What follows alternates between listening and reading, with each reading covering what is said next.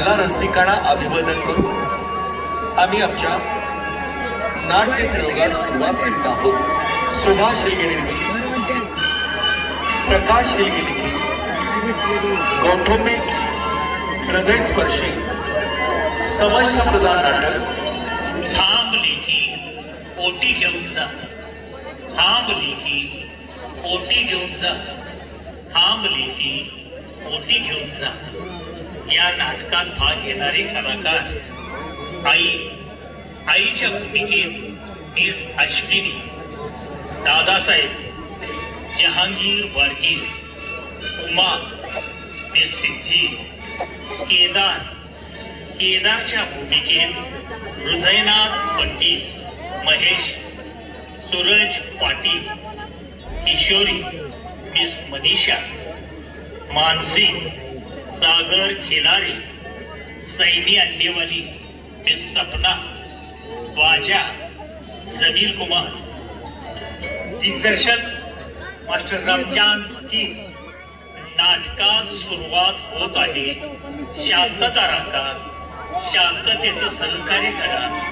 नाटकास सुरुवात होत आहे।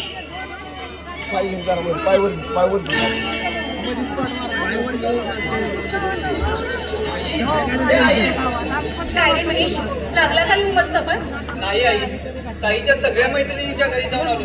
ताई आज कुणाकडेच गेलेली नाही बघ। अरे मग कुठे गेलेस नाही बोल? अरे सकाळी घरातून बाहेर पडले, अंधार पडायची वेळ आली तरी अजून या पोरगीचा पत्ता नाही। अरे हे जर तुझ्या बाबांना समजलं ना तर हे सगळं खवडोक्यावर घेतील रे। आई, काकांच्या घरी फोन करतो का? कदाचित ताई तिकडे गेली असेल। हा लाव मला भाऊजी नका फोन लावू। नातेवाईकांच्या घरी फोन करो, घराण्याच्या आबरूचे पिटावणे करू नकोस। वासी उमाची चिठ्ठी, तोंडाला काळ फासलं कारकीर, घराण्याचा लौकी मातीत मिसळा पुरी द्या। प्रिय आईस, उमाचा नमस्कार।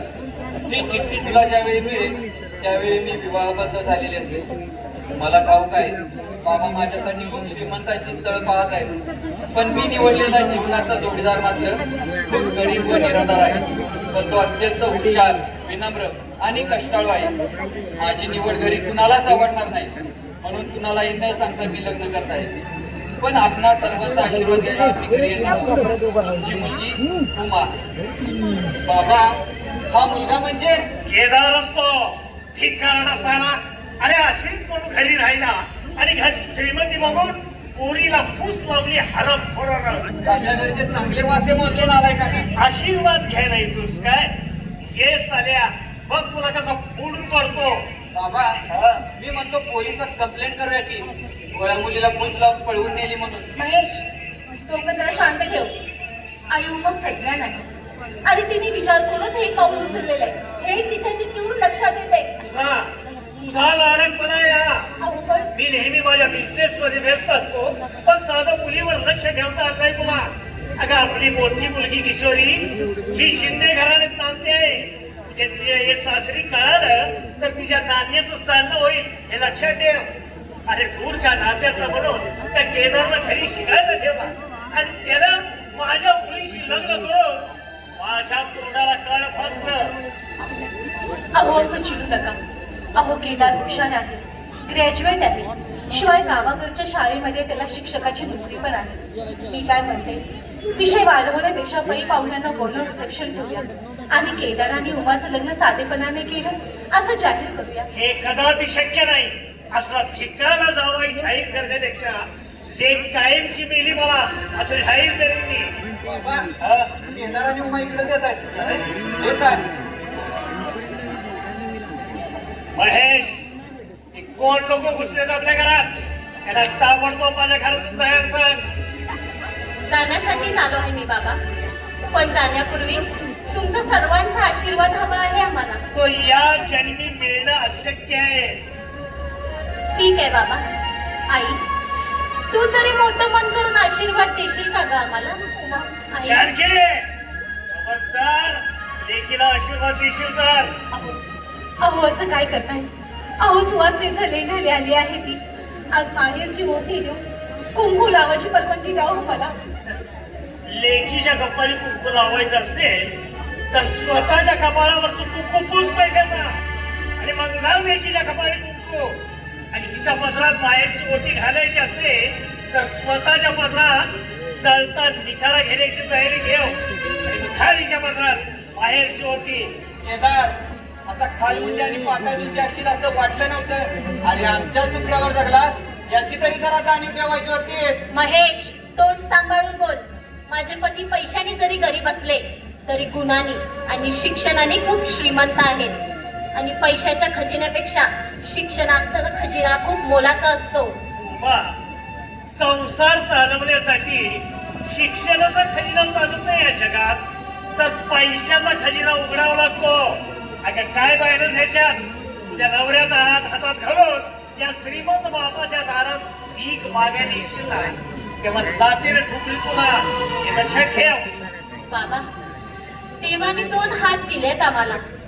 कष्ट करून पोट भरण्याची जिद्द आहे आमच्यात आणि तशीच जर वेळ आली तर देवाच्या दारी जाईन हात पसरण्यासाठी, पण तुमच्या घरी कधीच येणार नाही हात पसरण्यासाठी. रडू नको सुखा.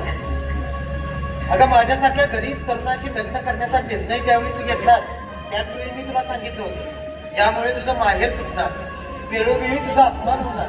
अहो, मला माझ्या अपमानाचं काही वाटत नाही, पण चूक नसताना ते तुमचा अपमान करतात, तुम्हाला दोषी ठरवतात. अगं त्यांचा अधिकार आहे तेवढा, नाहीतर अनाथच होतो मी. दादासाहेबांनी आधार दिला म्हणून शिक्षण पूर्ण झालं, स्वतःच्या पायावर उभं राहता आलं मला. एवढे दादासाहेबांचे उपकार असताना मी त्यांच्याच मुलीशी लग्न करण्याचं धाडस केलं. दादासाहेब माफ करावं मला. चलो मग, गाडीची वेळ होता द्या. हो, संसाराची सुरुवात करण्या अगोदर एकदा माहेरचा आशीर्वाद मिळावा एवढीच इच्छा होती माझी, पण तोही मिळणं शक्य आहे. चला येतो. आई, लेकीला कुंकू लावून पतीच्या आज्ञा मोडायची तुला. मुली सई हो, आई लेकीला कुंकू लावणार नसून एक सुवासिनी दुसऱ्या सुवासिनीला कुंकू लावणार आहे आणि त्या सुवासिनीच्या कर्तव्याच्या आड कोणीही येऊ नये हे लक्षात ठेवा. असं चल रे महेश, ऑफिसच्या फायली काढून दे मला. तिला काय गोंधळ घालायचं घालू दे. चल बाबा.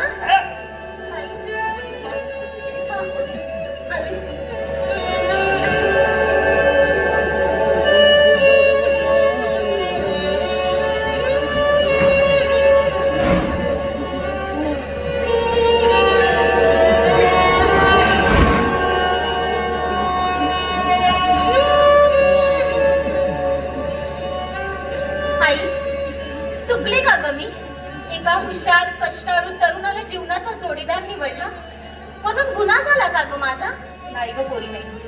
अगं तू मुली चुकली नाही. अगं केदार तुला पसंत आली आणि बळजबरीच्या संसारापेक्षा पसंतीचा संसार अधिक सुखाचा होतो. उमा बरोबर आहे.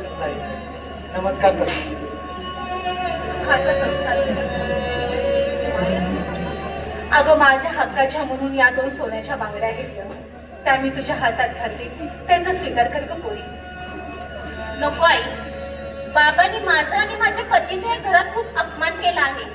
ते करारी असले तरी मीही स्वाभिमानी आहे. कधी काही राग विसरून माहेरचा आशीर्वाद म्हणून माहेरची ओटी दिली तर जरूर स्वीकार करेन मी त्या माहेरच्या ओटीचा. चला येतो.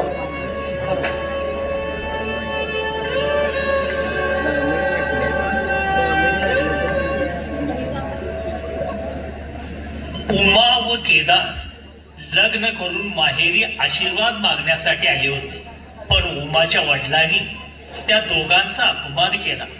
जड अंतकरणाने केदार व उमा आपल्या गावी परतली. उमा व केदार यांच्या गावाकडे घरातील प्रसंग.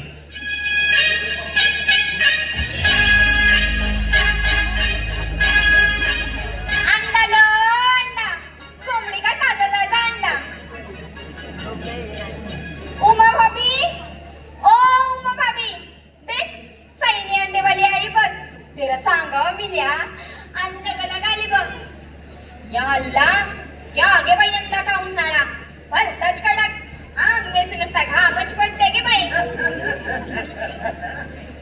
शेजारची ही काळी मैना लागली डोलायला जव नवीन पोपट हा लागला मिठू मिठू बोलायला. लगता है आजकल घुबड़ा की पैंतन जरा ज्यादा छोड़ने लगी है. हरामी को चप्पल से सड़कना पड़ेगा. उसके सिवा उसका गुटरू बंद नहीं होएगा. ओए का चोली के पीछे क्या है चोली के पीछे. लगता है आजकल के छलवांदे अपनी अम्मा का दूध ही पिया नहीं और पिएगा भी कैसा. माटी में जाको पैदा होते वो कीड़ा सट्टा होगा. जवा तोसन माझ सुळ पाणी टेम टेम गळ तबक तबक तबक तबक तबक. भैया मेरे राखी के बंधन को निभाना. भावा अपनी छोटी बहना को ना भुलाना. मुझे पीने का शौक नहीं बंद केल्या रेट वाढल्यामुळे. क्या रे बाजा वाह. बहिना का गाना बोली तो 10 रुपये के लोड हो गया भाई. हा हो नाही तर काय करू सैने किती दिवस झालं तुझ्यावर लेवल टाकती कर तू काय लाईन द्यायला तयारच नाही का. मी म्हणतोय सैने कशाला उगाच उन्हात आणत ही अंडी कोण कोमल काया वाया घालू द्या. अगं त्या बराच ही कोमल काया माझ्या स्वाधीन कर. मी तुझा सगळा भार माझ्या उघड्यावर घेईन. उरावर क्यों मग? तू मेरा भार छाताडावर टकुऱ्यावर समद्यावर लेगा. होय का. ये आजकल की नटियां का गाना सुनकर मस्त बन गोकुल जैसा झालायस तू. लेकिन तेरा मेरा जमने वाला नहीं बाजा. वाह. अरे किती झालं तो मेरा खुद का बिझनेस आहे. आणि तू शाळे में का शिपाई. दिनभर माशा मारत बैठने का टाइम पर घंटा बजाने का इतकाच काम तुझे. अगं आपल्याला काय घंटी असत नाही तर घंटा महिन्याला पगाराला गट्टा हातात मिळतील होय. म्हणून मग ते सैने माझ्या संग निकाह कर पक्का. वय वय म्हणजे बराबर राहू तो मेरे को थुक्का. हा. घर वालों का सल्ला लिए बगैर मैं निकट करूंगी नाही मग. घर वालों का सल्ला या अल्लाह असं करू नको सैने माझ्या संग निकाह कर पक्का. या अल्लाह हाथ छोड़ मेरा. का? वो देखो उमा भाभी कितनी आ रही है. सरळ कर सरळ कर. सईदा दीदी तू के वालीस हुआ थोडा वगून तुम्हाला निरोप मिल्या आणि लगलग आली बघ. बरं केलं सा. मग भाऊजी हो आज शाळा इकडे कुठे. ते नाही तुमच्या मिस्टरांनीच पाठवले इकडे. का जेवायला यायला काही जमणार नाही म्हणून मला डबा आणायला लावून दिले सरांनी. अगं बाई पण माझा स्वयंपाक झालेला नाही अजून. भाऊजी हो. तुम्ही व्हा पुढे मी स्वतः डबा घेऊन येते शाळेकडे. वहिनी साहेब तुम्ही कशाला काळजी करताय मी थांबतो गीत तुमचा स्वयंपाक होईपर्यंत. बाजा काय? वो बोले तो धोने का लोमता क्या है पूछने की लई तुझे वाली समय बघ. अरे मर्द का खाना लेके जाने में औरत को ले आनंद होता बघ. वय काय मग येऊ आनंद तू का लुटत बरं.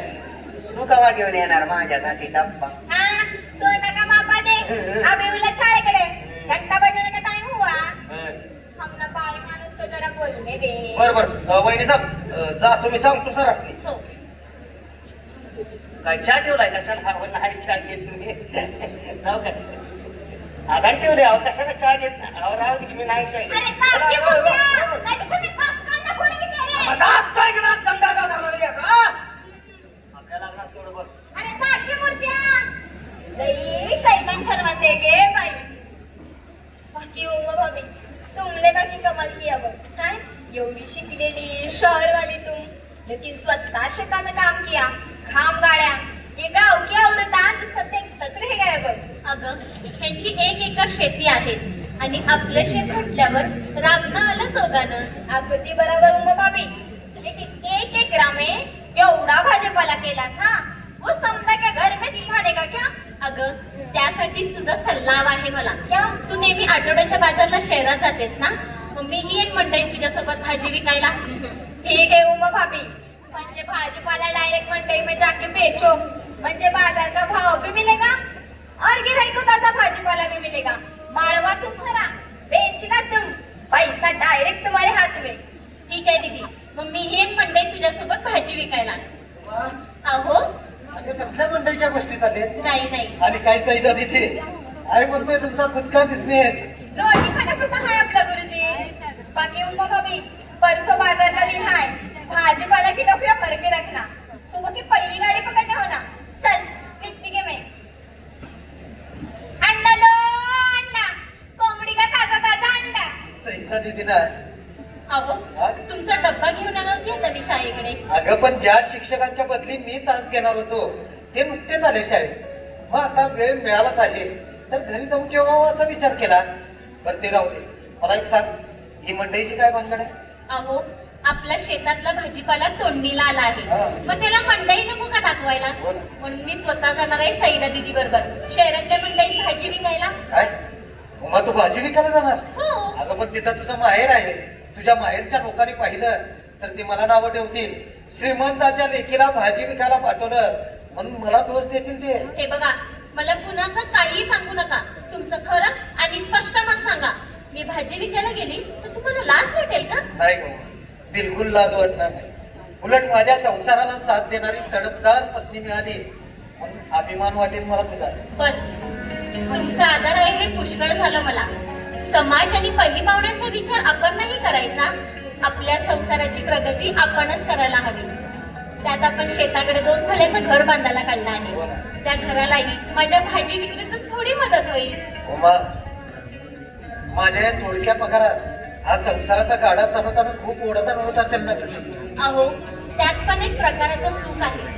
नवऱ्याच्या प्रेमाची साथ असेल तर बायको येईल त्या परिस्थितीवर मात करते. चला हात पाय धुवून घ्या.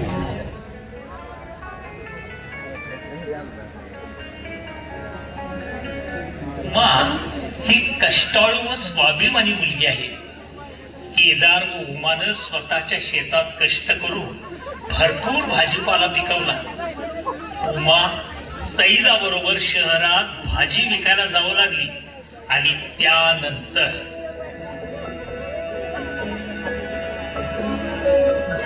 मम्मी, ए मम्मी, आता आहेस ना घरी? महेश, अरे बाहेर ये लवकर. अरे किशोरी दीदी, आणि एकदम अचानक आई, हे आई, अगं बाहेर ये लवकर, बाबा तुझी मोठी लेक आली. अगं बाई कोण? किशोरी, अगं किती दिवसांनी माहेरी येतेस ग? अगं सासरी सर्व ठीक आहे ना? अगं सर्व ठीक आहे, पण उमानं त्या भिकारड्या केदारशी लग्न केलं हे माझ्या सासरी कुणालाच आवडलेलं नाही बघ. अगं आमचं शिंदेचं घराणं म्हणजे सरकार घराणं आहे. काय किशोरी बाबा, एकटी झालेस? जावाई बापू आले नाही बरोबर? बाबा आम्ही दोघेही आलो आहोत. थांबा हा मी त्यांना बोलवते. अहो आमचं शिंदे सरकारांचं घराणं आहे ना, त्यामुळे प्रथम आल्याची वर्दी द्यायची, मगच पाहुण्यांना आत बोलवायचं, अशी शिस्त आहे घराण्याची. थांबा हा मी त्यांना बोलवते. अहो ऐकलं का? अहो आबासाहेब, मासाहेब, धाकटे बंधुराज आपल्या स्वागतासाठी सज्ज आहेत. तेव्हा आत यावं म्हटलं स्वारीनं.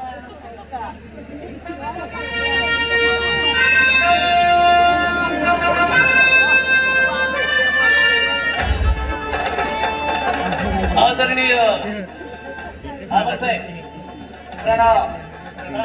पूजनीय मामीसाहेब म्हणजे आमच्या सासूबाई शीर्षासन म्हणजे शीर्षासन सप्रेम नमस्कार. ग्लॅड टू मीट यू भाऊजी. तसला आमच्याकडे आलेलं नाही अजून. शुभवंदन शुभवंदन. दीदी, तू भाऊजींना सोबत इकडे घेऊन येतेस याची जरा अगोदर कल्पना दिली असतीस तर आम्ही भाऊजींच्या स्वागतासाठी एखादा तुतारीवाला बोलवला असता. तू करायला. अरे वा, तुतारी वाजून केलेलं स्वागत आमच्या मनाला फारच रुजले असते. डोंट वरी भाऊजी, पुढच्या वेळी नक्की व्यवस्था करू. बरं, काय मानसिकराव, काय म्हणजे अचानक कसं काय आगमन केलं? त्याचे असे झाले, इकडच्या न्यायालयीन दरबारामध्ये आमच्या इस्टेटीच्या कामकाजाची कारवाई सुरू आहे. अच्छा, म्हणूनच आज आम्ही इकडे आगमन केले. शिवाय आमच्या मातोश्री म्हणाल्या, आता तुम्ही शहरामध्ये जात आहात तर एका सासरी भेट देऊन या. मग आम्हीही विचार केला, इतक्या शुभ कार्यासाठी विलंब कशाला, आणि येता येता आमच्या सोयराला सुद्धा सोबत घेऊन आलो आहोत. सोयरा? दीदी, ही सोयरा कोण? अरे मी म्हणजे अगं मम्मी, आमच्या शिंदे सरकारांच्या घराण्यात किशोरी हे नाव सोडत होत नाही, म्हणून इकडच्या स्वारीनं लाडानं आमचं नाव सोडायचं. हो सोयरा प्रिये, आपल्या एकांतातल्या गोष्टी अशा वडीलधाऱ्या माणसासमोर सांगणं इष्ट नव्हे. चूक झाली सरकार, दाशीला माफी असावी. असू द्या. मी काय म्हणते, काय हो? माडीवरच्या शेणगृहात जाऊन जरा लवकरच चला. थोडी विश्रांती घ्यावी. पानवाड्याने घेतली की वर्दी दिली जाईल स्वारीला. ठीक आहे, जशी आमच्या राणी सरकारांची आज्ञा महेशराव जी भाऊजी. आम्हास वरची वाट दाखवावी. वरची. माडी वरची वाट दाखवावी. ठीक आहे भाऊजी, आपण आमच्या सोबत आगमन करावे. मी आपणास बरोबर वरती पोहोचवतो. होते माडीवरती. फार झावट झाला चला पुढे. आणि हो, संध्याकाळच्या जेवणासाठी जास्तीत जास्त मांसाचा बेत ठेवा. शक्यतो करून पांढऱ्या पक्ष्यांची मांस करा. भाऊजी, हा पांढरे पक्षी बॉयलर का बघा कापल्या? चला आतमध्ये. असा गोड संदेश सर्वांना पोचवा आणि पेट चांगला ठेवा. येऊ आम्ही. आज आमच्यावरती कोणतरी रुसलंय म्हणून येतो आम्ही. मग काय किशोरी, काय म्हणता तुझे सासरे बुवा? नाही म्हणजे तू उमाचा लग्नाचा प्रकार समजल्यानंतर नाराज झाले असतील सगळे. नाहीतर काय हो बाबा, आता कुठं त्या प्रकरणाचा विसर पडू लागलाय. तोवर आणखीन एक ताप करून ठेवलाय तुमच्या लाडक्या लेकीनं. आणखी काय केलं उमानं? अहो बाबा, भाजी मार्केटमध्ये चक्क भाजी विकायला बसले तुमची ती लाडकी लेक. घराण्याची आबरू मातीत मिसळली पोरीनं गेली तिकडं तोंड काळं करायचं सोडून बाहेरच्या मंडईत भाजी विकत बसले. मला माहित आहे, माझा अपमान करण्यासाठी त्या केदारनाथ पाठवलं असं तुला भाजी विकायला. अहो असं उलटसुलट बोलू नका हो. माझी भाजी ती तिच्या स्वतःच्या शेतातील आहे. अहो तिने पूर्ण सगळं काही करोडाही करते आणि स्वतःच्या शेतातील भाजीपाला मंडईत नाही विकायचा तर कुठे विकायचा. शिवाय केदार शिक्षकाची नोकरी करतोय, मग ही जबाबदारी उमानं सांभाळी त्यात बिघडलं कुठं? पण चक्क भाजी मंडईत जाऊन भाजी विकायची एवढी पैशाची गरज आहे तर बापाकडे हात पसरायचे होते. स्वाभिमानी लेक आहे माझी, ती अशी कुणापुढे हात पसरणार नाही. कष्ट करून सोनं पिकवलंय माझ्या पोरीनं. शिवाय गावाकडे 2 खोल्यांचं घर सुद्धा बांधले तिने. अहो आपल्या दोघांना सुद्धा आग्रहाने बोलवलं आहे तिने पूजेला. हे अजिबात येणार नाही तुझ्या पूजेला. लेखायची मेली मला. बाबा, तुम्ही उमाकडे पूजेला जावा. शिवाय तिला सक्त ताकीदही करा की असली भाजी वगैरे विकायला बसताना बहिणीच्या सासरचा थोडा विचार करत जावा, म्हणजे असले प्रसार करणार नाही ती. ठीक आहे किशोरी, तू म्हणतेस तर जाईल मी तिच्या पूजेला. मम्मी, झालं तुझं समाधान? आता जेवणाचं बघ बाई काहीतरी. वर आमच्या स्वारींना भूक लागली असेल. हो हो, महेशला जावई बापूसाठी मैदानाला पाठवते आणि गरमागरम भाकऱ्या करून घेते. पाहिलंच किशोरी, धाकट्या नाडक्या लेकीकडे जायला मिळणार मग तिचा हा थाटमाट चाललेला बघ का. अहो असं काही नाही. आईला सर्व लेकरं सारखीच असतात. बरं, तुम्ही पण त्यांच्यासोबत जेवायला बसून घ्या. हो हो, चल ये किशोरी. उमानं शहरात भाजी विकून पैसे साठवले. त्याच पैशातून त्यांनी घरी बांधलं, पूजा घातली. उमानं आपल्या आई वडिलांना पूजेला आवर्जून बोलवलं. त्या दिवशीचा पूजेचा प्रसंग.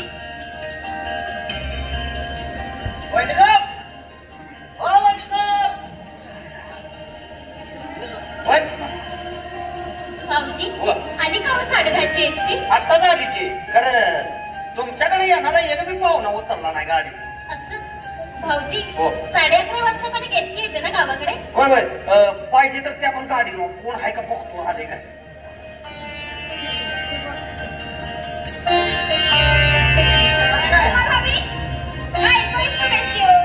तुम्हाला बाबाची कुठची गाडी आहे? यायचं असतं तर तुमच्या गाडीने येतील ते. बरोबर आहे तुझं दीदी, पण मन राहीना म्हणून भाऊजींना पाठवलं ग. कोणते कोमल भेजो स्टँड पर. इसके हाथ से कोई भी काम सीधा नहीं होएगा. काम का नाच का, दुश्मन अनाज का. तुला कामाचा गाडा जेवणाला मदत करायला म्हणून आली आणि तिखट मीठ कमी आहे का म्हणून 3 वाटी आमटी प्यालीच का आता. हे मिठ्ठ आहे म्हणून बशीवर प्रसादाचा शिरा हातात घे. हा साल पापड्या काय कोरड्या काय याचा बकना गोशिवानी चालूच आहे. या अल्लाह इत्थला, इसका मुंह हाय की शेतखाना. माझा भाकर तोंड्या, ये देख मेरी हाता. काय झालं? सुबह से लाडू बड़बड़ के हाथा को फोड़ आहे मेरे. काय सांगते फोडावली. लाडू बोलून का हाताला फोड येत घेतली. बाजा घर में पूजा हाय. चांगली माणसं बसल्यात. उनके सामने मेरी गालियां खाऊ नको बघ. शवारी. हा शवारी. अगं आतील लोक जेवणासाठी कोळंबले. आणखी किती वेळ वाट पाहायची? मला वाटतं आता कुणी येणार नाही तुझ्या माहेर. हो, मलाही तसंच वाटते. तुम्ही असं करा, तुम्ही पानं मांडून घ्या. हो बाजीराव, हो त्याला आम्हाला पानवडाला मदत करा. आतमध्ये जा. या बघ.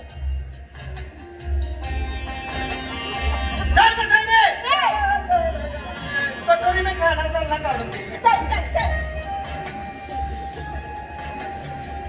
आई, खूप वाटत होतं ग, निदान तू तरी येशील आमच्या घरच्या वास्तूक शांतीला. आई, साऱ्या जगाने आशीर्वाद दिला ग, पण माहेरचा आशीर्वाद मिळाल्याशिवाय समाधान वाटत नाही ग मनाला. आई, बाबा, इथूनच नमस्कार करते तुम्हाला. उमा, आई, तू केव्हा आलीस? एकटीच आलीस? बाबा नाही का आले? जरा सबुरी नाही. अगं किती प्रश्न विचारलेस एकदमच. अगं हे काय, हे बघ तुझे बाबा पण आले. बाबा, नमस्कार करते. अहो, ऐकलत का? प्रत्यक्ष आई बाबा आलेत आपल्या घरी. बाहेर या लवकर. आई साहेब तुम्ही नमस्कार. अहो आम्ही तुमचीच वाट पाहत होतो. उमाचं तर सारखं हात बाहेर चालू होतं. अहो, बाबांना खुर्चीमध्ये त्या बसायला. अगं त्यापेक्षा आतमध्ये येऊन सरळ जेवणच बसून दे. आतमध्ये जेवण तयारच आहे. हो बाई, गरम गरम जेवू द्या अगोदर. आई, तू पण जेवण घे बघू. अगं मुद्दाम तुझ्या आवडीची शेवग्याची आमटी केली मी. हो, घराच्या मागे शेवग्याचं झाड आहे ना. अगं पण मी जेवेन तुझ्यासोबत सावकाश. दादासाहेब चला ना आतमध्ये. या लवकर.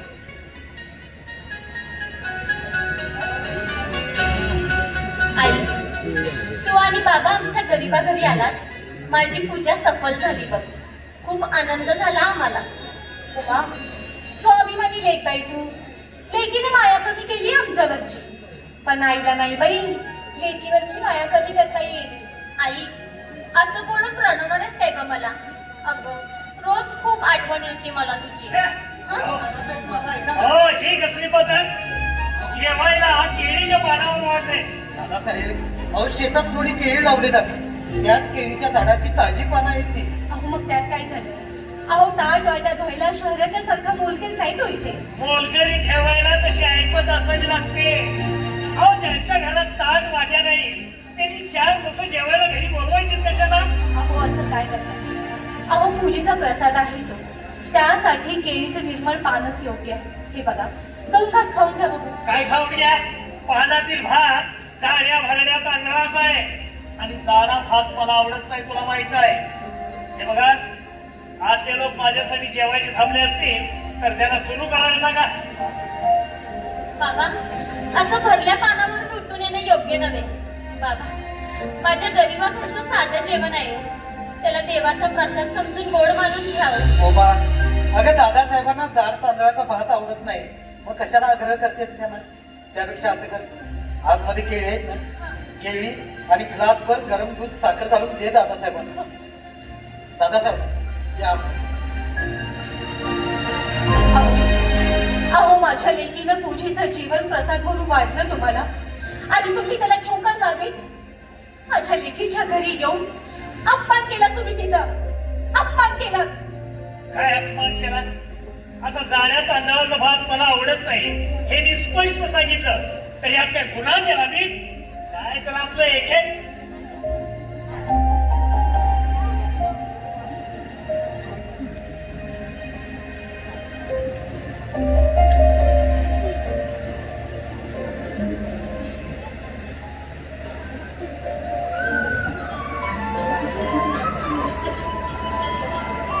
आई, आल्यासारखं 4 दिवस राहिली असतीस तर. अगं, खूप काय बोलायचं होतं मला तुझ्याशी. अगं उमा, अगं न बोलता सुद्धा कळतं ग लेकीला आईच्या मनातलं. दादासाहेब आल्यासारखं राहा ना. काय म्हणजे राहिलो असतो पण एसी किंवा कूलर लावल्याशिवाय मला झोप येत नाही आणि इथे सारा फॅन देखील नाही. हो चला आता. अरे हो, हे घ्या 1,000 रुपये आहे म्हणून द्या लेखीला आणि घरात 4 खुर्च्या आणि ताट वाटे घे म्हणावं. नुसतं खोपड बांधून संसार होत नसतो, तो आतूनही सजवावा लागतो. हे घे पैसे. नको बाबा, तुम्ही माझ्या घरी येऊन माझ्यावरती उपकाराचं ओझं केलात, त्यावर हे पैशाचं ओझं मला नाही पेलणार. दादासाहेब, अहो तुम्ही आलात त्यातच आनंदी आहोत आपण. पाहिलं गरीबाचा माजोरीपणा. तुझ्या हट्टासाठी आलो मी इथं. चला, झाली तेवढी शोभा खूप झाली. गाडी लवकर ये, वाट बघतो. बाबा, आई, अगं उमा, अगं तुला माहिती आहे तुझ्या बाबांचा स्वभाव. आई, बाबांचा आहेर मानाचा नव्हता ग, ती भीक होती अपमानाची, म्हणून नाकारला ग मी तो आहेर. आई, चुकले का ग मी? ह्या गरिबीत सुद्धा स्वाभिमान टिकवला मी आणि तो तसाच टिकून ठेवला. अगं तुझ्या स्वाभिमानाचा अभिमान वाटतो मला. अगं उमा, अगं ही गोष्ट सांगायचीच राहून गेली. काय? अगं महेशसाठी स्थळ बघायची चालले. लग्न ठरलं की पत्रिका पाठवते. प्रत्यक्षात यायला जमेल ना जमेल म्हणून आग्र्याचं आमंत्रण मी आत्ताच देते. उमा, येशील ना ग लग्नाला? आई, असं का बोलतेस ग? पत्रिका मिळाली तर जरूर येऊ आम्ही लग्नाला, आणि पत्रिका नाही मिळाली तर नाही ना लग्नाला. एकीकडे स्वाभिमानी लेक आणि दुसरीकडे हट्टी बाप, या दोघांच्या मध्ये माझ्या मनाचा मात्र कोंडमारा होतोय ग, कोंडमारा होतोय. आई, आई, कळतात ग तुझ्या वेदना, पण मी तरी काय करू? बाबांचा आहेर मानाचा नव्हता ग. माफ कर ग आई, मला माफ कर.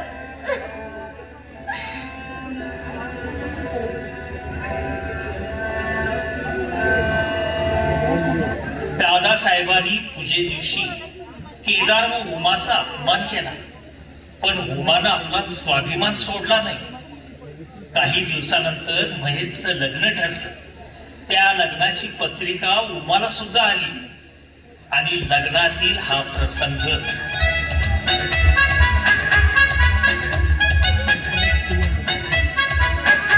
क्या हो गया भाई? उमा भाभी के भाई की शादी है, राजा महाराजा के बेटे की शादी है, कुछ समझता ही नहीं. मांडवा क्या, बैंड क्या, लाइटिंग क्या, डोळे दिप्या गो बाई मेरे. एक माणूस ओळखणे को तयार नाही. तासभर झाला उमा भाभीला ओळखतोय, पण खावायलाच तयार नाही.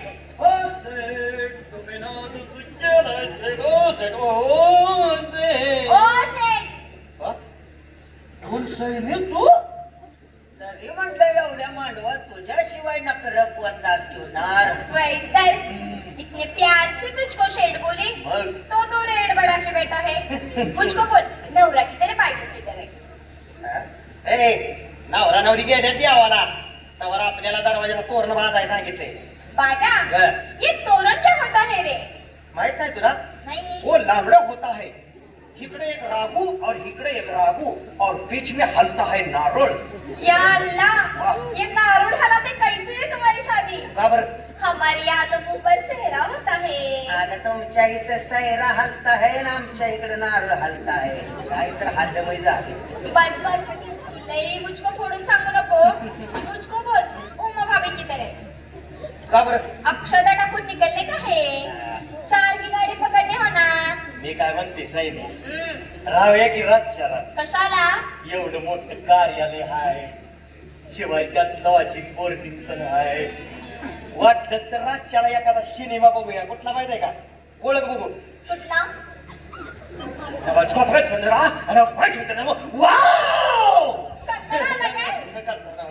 त्यात तू कसली चिकनी दिसायला लागली. ड्रेस काय का काढलाय वाटते. ए हट, गोवाडीजार वास सुटलाय म्हणून म्हटले. अरे ओ, मेरी निप्पनी की खाला है ना, हाँ. उसने मोहरम में कपड़ा लिया था. बर, मग हे ड्रेस शिवला कोणी म्हणायचा? अरे वो मेरी औरवाड़ की बू है ना, हाँ. उसका मर्द काजी है. बर. उसका टेलरिंग का खुद का बिजनेस है. हाँ. उसने सिला है ये ड्रेस. तुला जरा काय विचारलं की सगळं खानदार बाहेर काढतीस वे. अगं लग्नाला आलोय आपण, जरा कपाळावर आडवा मळवट तरी पर. या अल्लाह, बाजा, वर. अब ये आडवा मड़वट क्या होता है? हे भी माहित नाही. नहीं. मी सांगतो. वो एक लांबड़ी कांडी होती है, वो गंगा के बाटली में बुड़वने का और कपाड़ पे वड़ने का. थांब, मेरे पास एक कांडी है, मी वडतो तुझ्या कपाळावर. नको नको. त्याला काय तू मेरे कपाळ का पूरा सत्यानाश करेगा. अगं इथे का तुम्ही? अगं उमा कुठे आहे? मैं भी उनको ही ढूंढ रही हूँ. वो क्या? अरे, अरे. आई उमा भाभी. अगं उमा, अगं कुठं होतीस? अगं किती शोधायचं तुला? अगं तुझ्यावरती एक जबाबदारी सोपवायची मला. कसली? अगं हळदीला आलेल्या बायका आहेत ना, त्यांच्या उलट्या तू भरायच्यास. हो. उमा, तू इथे आहेस रे? अहो तुम्ही बाहेर का आलात? तुम्ही हळदीच्या जेवणाची पंक्तीला बसला होतात ना? बाजीराव, हो. जरा मांडवात जाऊन काय हवं काय नाही ते जरा बघता का? अहो तुम्ही जेवणाच्या ताटावर उठून का आलात? उमा, अगं तू माझ्याकडे कशाला लक्ष देतेस? आई साहेबांनी तुला ओट्या द्यायला सांगितल्यात ना, ते कर पहिलं तर. चल. सैदा, अगं तू पण जरा उमाला मदत कर होत्या भरण्यासाठी. ठीक आहे. तू काय काळजी नको करू आई. चल दीदी, चल. जावई बापू, हा? तुम्ही जेवायला बसला होतात ना? हो. मग असं अचानक उठून का आलात? मी उठवलं त्याला. काय? तुम्ही? अहो, एवढे मोठे मोठे पाहुणे आपले जेवायला बसले आणि हा बसला हावराजासारखा पहिल्या पंक्तीला. हो दादा. अहो, काही जनाची नाही तरी मनाची तरी लाज आहे काय? अहो दादासाहेब, जेवणाची ताटं वाढून पंगत रिकामीच होती. वाढणारे वाढपी लोक तुम्ही बसा असा आग्रह करत होते, म्हणून नाईलाजाने बसलो मी पहिल्या पंक्तीला. त्यांना एक अक्कल नाही, पण तुम्हालाही अक्कल नाही. नाही तर श्रीमंताच्या जेवणावळी धक्काबुक्की करून पहिल्या पंक्तीला बसायचं हे तुमच्यासारख्या दरिद्र लोकांना सवयच असते. अहो शुभ कार्याच्या वेळी असं वाईट काही बोलू नका. जावई बापू, जरा आतमध्ये जाऊन जरा उमा तयार झाली की नाही ते जरा बघता का? हो, हो. अहो तुमच्या पाया पडते मी. एवढं लग्न कार्य पार पडेपर्यंत कसलाही गोंधळ निर्माण करू नका. आता काय चाललं रेस तू? अगं काय झालं ग? आता हळदीच्या ओट्यात उमाला जायला सांगितलं. हो. अगं मग त्यात काय झालं? आता त्यात काय झालं काय? कसला अवतार काढलाय तुला पाहिलंच का? गळ्यात एक दागिना सुद्धा नाही. अगं पाहुण्याने विचारलं तर गरीब लेक आहे म्हणून सांगणारच का सर्वांना? किशोरी, काही कसं बोलतेस का? आणि असल्या चौकशा कोण कशाला करेल? मम्मी, अगं लग्न मांडवातच अशा चर्चा होतात हे लक्षात ठेव. 2 दागिने दे बाई तिला घालायला, नाहीतर माझे दागिने घाल म्हणून सांग. मी जरा येते हेअरस्टाईल करतो. पाहिलं का? पाहुण्यांची पार्टी करोडोपती आहे. तुमच्या कपाळकरांच्या लेकीला लग्न पत्रिका देऊ नका म्हणून सांगितलं होतं तुम्हाला. आई, अगं किशोरी ताई कुठे आहे? अगं तिच्या हातूनच हळदीच्या ओट्या देऊया. किती झालं तरी माझी मोठी बहीण आहे ती. अगं उमा, अगं किती रबतेस ग पोरी.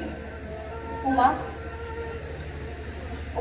अगं हा साज घे आणि घाल बघू गळ्यात. अगं लग्नात सुवासनीच्या गळ्यामध्ये एखादा अलंकार असला की तेवढंच बरं असतं ग पोरी. तर घाल बघू. कशाला गाई? हे मंगळसूत्र आहे ना माझ्या गळ्यात. उमा, अगं आई साहेबांची इच्छा आहे तर घाल ना तो दागिना. लग्न कार्य झाल्यानंतर परत दे. आई, लेक गरिबांची आहे तुझी, म्हणून तुला लाज तर वाटत नाही ना? लेखी बरोबर वायफळ गप्पा मारणार आहात का तिकडे मानवात पाहुण्यांना काय हवं काय नको ते बघणार आहात? बाबा, हा? हो बाबा, काय रे? अहो भाऊजी तिकडे भलताच अट्ट धरून बसले. मानसिक काय म्हणतात ते काय इकडेच यायला लागले. विचारा त्यांना. आबासाहेब हे आम्हाला मुळीच पटलेलं नाही. हो मानसिकराव, काय झालं? हा राजा दिसता. काय झालं? इतके सर्व गणगोत्रे सगळे जमले असताना आमचा मान पान आमचा आम्हाला स्वतंत्र करावा एवढीच आमची आज्ञा आहे. शिवाय कुठल्याही ऐऱ्या गैऱ्याला आमच्या जोडीला कळसामध्ये बसू नये एवढीच आमची इच्छा आहे. अहो पण जावई बापू, दोघांनी जावयांचा मानपान एकाच कळसात केला तरच तो रीतीला तरुण होईल. तुम्हाला काय कळतंय त्यातलं? अहो शिंदे घराणा यांचं त्यांच्या खानदाराला शोभेत असाच पाठपाठ करायला हवा यांचा. आई, वर मांडवात माझ्या पतीचा अपमान करायचा होता तर मला लग्नाची पत्रिका पाठवलीच कशाला? उमा, अगं सोन्या नाण्याची भाव आम्हाला नाही ग. भाऊजींचा मानपान तुमचा तुम्ही परस्पर केला असतं तरी चाललं असतं. भाऊजीने आमच्या तोंडावर मुलाचं काहीही कारण नव्हतं. उमा, गप्पच. एक शब्दही बोलू नकोस. आपण फक्त तुझ्या भावाच्या डोक्यावर अक्षता टाकायच्या आणि आहेर देऊन लगेच घरी परत यायचं असं सांगितलं होतं ना मी तुला. अहो पण काही बोलू नकोस. अगं मोठ्या लोकांचा मानपान हा मोठ्या थाटामाटातच व्हायला हवा. मानसिकराव, तुम्ही आज जाऊन आराम करा. कळसात सर्व तयारी झाली तुम्हाला बोलावलं पाठवलं नाही. ठीक आहे. पण हो, जमलेल्या आमच्या सर्व पाहुण्यांचा आदर सत्कार एकत्रित करून त्या व्हिडिओ कॅमेरावाल्याला आमचं चित्रीकरण जरा जास्त कर म्हणा. तेव्हा आम्ही हो मग चल बघू सोड हा राग आणि चल हळदी समारंभाची तयारी कुठपर्यंत आली ते बघूया. चल बघू. अगं काय झालं गं? अगं सासूबाईने मला लग्नात घालायला हिऱ्याची अंगठी दिली होती, ती कुठे सापडेल ना. अगं वरच्या खोलीत बरोबर अंगठी घेऊन फ्रेश व्हायला गेले होते. अगं पण अंगठी नाही कशी अंगठी गेली हे जर सासूबाईंना समजलं ना तर घरी मला पाय सुद्धा ठेवून देणार नाही ते. अगं दीदी अशी कशी काय होईल अंगठी? चल बघू आपण वरच्या खोलीत जाऊन अंगठी शोधूया. महेश अरे सर्व खोल्या तपासल्यात, कोणी नाही असं पाहून सर्वांच्या बॅगा सुद्धा तपासलेत. आता फक्त एकच बॅग तपासायची आहे. कुणाची आहे ती बॅग? उमाची. किशोरी काय बोलतेस तू हे? खरं तेच बोलते मी. सर्वांच्या बॅगा तपासल्या, उमाची बॅग फक्त तपासली नाही. असं बोलले तर बिघडलं कुठं?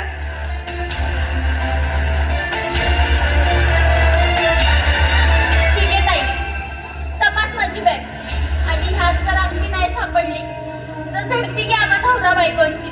तपास माझी बॅग. माझ्या अब्रूची लक्तर दाखव सगळ्या वरडाला. माझ्या अब्रूची लक्तर दाखव सगळ्या वरडाला. अगं शांत होतं पोरी. अगं मी काय म्हणते जरा माझं ऐकून घे पोरी. आई तू काही सांगू नकोस मला. आल्यापासून सर्वांनी वाईट टाकले आम्हा नवरा बायकोना. आई तू मला हळदीच्या ओट्या द्यायला सांगितल्यास पण माझ्या हातून कोणी ओटीच घेईना ग. बाबा तुम्ही सुद्धा माझ्या नवऱ्याला जेवणाच्या पंक्तीवरून उठवलात का? आम्ही गरीब आहोत म्हणून? आई काय तमाशा चाललाय? निदान तू तरी समजविला. मला कुणीही काही समजायची गरज नाही. अहो चला आपल्याला गावाकडे परत जायचं.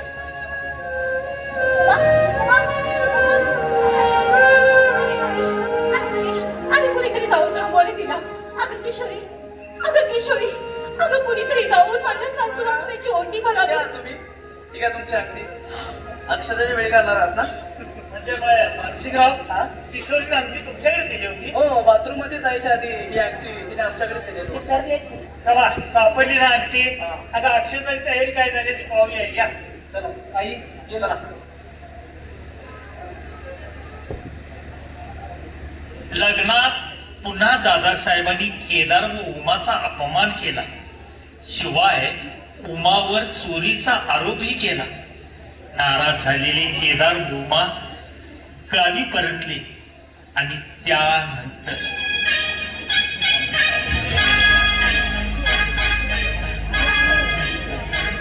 वो बाग है क्या जिसका कोई माली ना हो, वो गुलाब है क्या जिसकी कोई डाली ना हो, और मेरे जैसे चिकनी औरत को देखो जवान शर्मांदा के मन में लड्डू फूटे.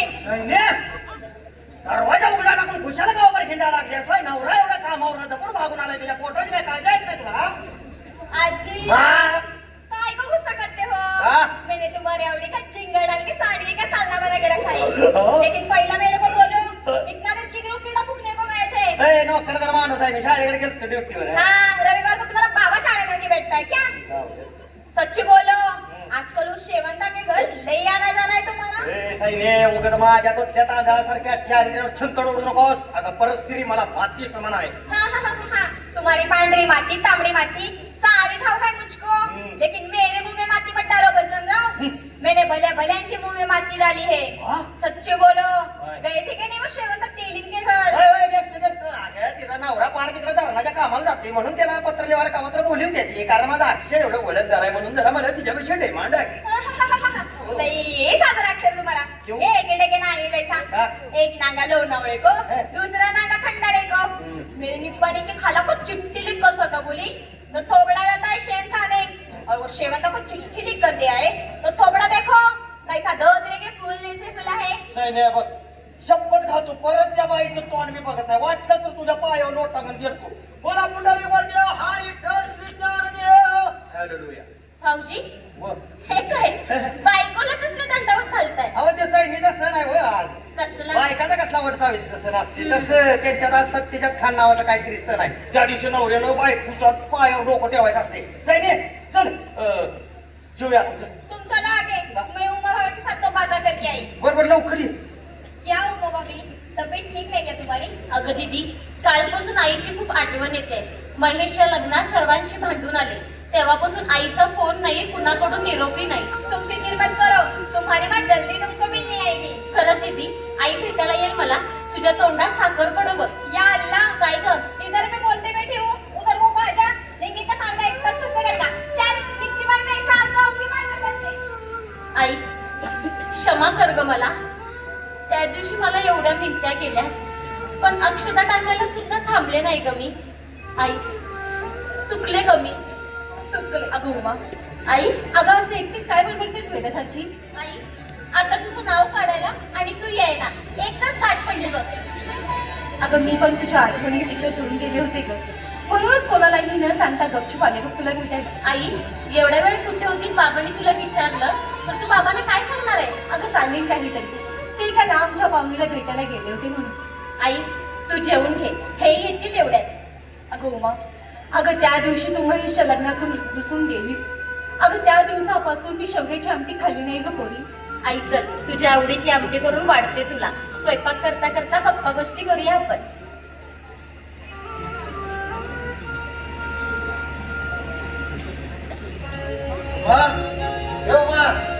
उमा, अगं आतमध्ये काय करतेस? बाहेर ये लवकर.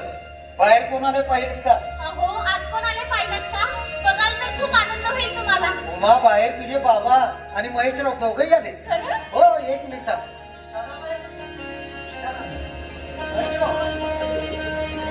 बाबा, महेश, आज खूप भाग्याचा दिवस आहे बघा. प्रथम आई आली आणि आता तुम्ही दोघेही आलात. काय उमा जानकी इकडे आहे? हो बाबा, कुणालाही न सांगता आली असं म्हणाली. बाबा, आईवर रागवू नका हा. लेकीच्या मायेपोटी धाडस केलं होती मी. पण ताई, आई इकडे येणं कसं शक्य आहे? अरे महेश, तुम्ही यायच्या अगोदर आई इथे आली, मग तुम्ही दोघेही आलात. अरे उमा, जानकी इकडे आली? बाबा, तुमच्याशी का खोटं बोलेन मी? अहो, आई आतमध्येच आहे, तिला इथे बोलवून आणा बघू. नाही ताई, आई इकडे येणं कदापि शक्य नाही. तू खोटं बोलते. अरे महेश, मी का खोटं बोलीन? थांबा. हा, आतमध्ये तर कोणीच नाही. काय? पाटावर फक्त ही पिशवी ठेवली होती. थांबा, मी बघून आले. थांब उमा. उमा, तुझी आई एक जग सोडून काल रात्रीच निघून गेली का? नाही बाबा, बाबा हे खोटं हे खरं आहे ग पोरी. काल रात्री जानकीचा अंत्यसंस्कार पार पडला. रात्रीची वेळ होती, पण कुठल्याही नातेवाईकांना ती कळवू शकलो नाही. आज सकाळी रक्षावर विसर्जनाचा विधी झाला. उमा, जानकीच्या पिंडाकडून अनेक पदार्थांचा नैवेद्य ठेवला होता, पण 2 तास झाले नैवेद्याला कावळा शिवेना. शेवटी मी हात जोडून म्हणालो, जानकी, तुझ्या नाट्य लेकीला तिच्या सासरी जाऊन मी मानानं ओटी देतो असं म्हणालो. आणि जर कधी कावळा आला आणि शेवग्याची शेंग घेऊन उडून गेला. उमा, त्या बापाला माफ करू पुढे आणि या बाहेरच्या ओटीचा स्वीकार कर. बाबा, काय करू ही बाहेरची ओटी घेऊन? आई, तुझ्या आवडीची शेवग्याची आमटी गेली होती का? ते कोणाला वाढू आई, कोणाला वाढू? उमा, आई, काहीतरी जोडण्यासाठी काहीतरी तोडावं लागतं. आई या जगातून निघून गेली, पण जाताना तुझं तुटलेलं माहेर कायमचं जोडून गेली. सुखी हो बाळ, सुखाचा संसार कर. तू गेल्यावर असे हरवले गाणे. तू गेल्यावर असे हरवले गाणे.